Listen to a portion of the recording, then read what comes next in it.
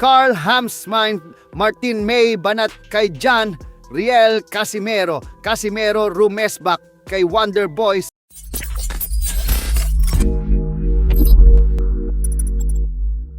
So, mainit na pinag-uusapan ngayon sa boxing community ang ating pambato na si WBO number 1 super bantamweight contender na si Carl Hamsmartin nang dahil sa latest interview nito na ay agaw eksena ang salitang binitawan nito patungkol kay John Riel Casimero at Naoya Inoue.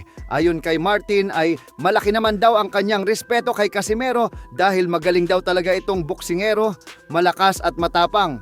Pero kung sakali umanong magtuo silang dalawa at kahit si Inoue pa ay hindi daw siya matatalo ng mga ito.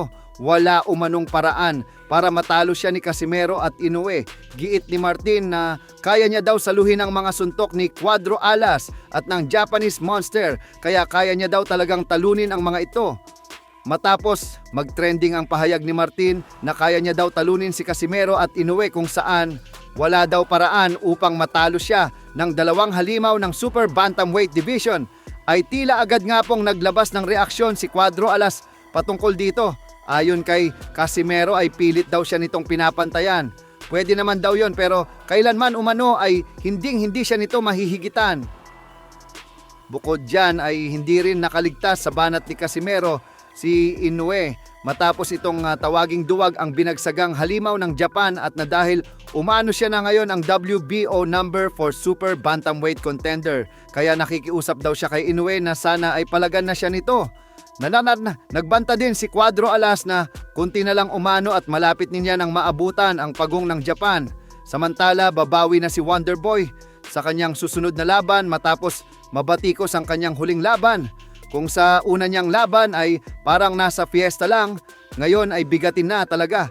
Ang kanyang makakasagupa po kasi ay ang matibay na Meksikano at former world title challenger na si Alan David Picasso. At ang matindi pa dyan ay dahil magsisilbi itong undercard sa Canelo Alvarez laban sa Christian Mbili sa buwan ng Oktubre sa Saudi Arabia. Sa laban na ito masusubukan at malalaman kung handa na ba talaga si Wonder Boy sumabak para sa isang world title fight. Gawa ng dekalibre talaga itong si Picasso. Maski si Naoya Inoue ay nabigo itong inaka-knockout nung maglaban sila, kaya pagkakataon na ito ni Martin upang patahimikin ang kanyang mga kritiko. Bukod dyan ay walang duda na si Picasso na ang pinakamalakas na makakalaban ni Martin sa kanyang buong professional career. Kaya naman dahil dyan ay ngayong linggo ay lilipad na si Wonder Boy at ang buong kampo nito patungong Amerika upang doon mag-ensayo kasama ang trainer ni Mark Magnifico Magsayo na si Coach Marvin Sumonjo.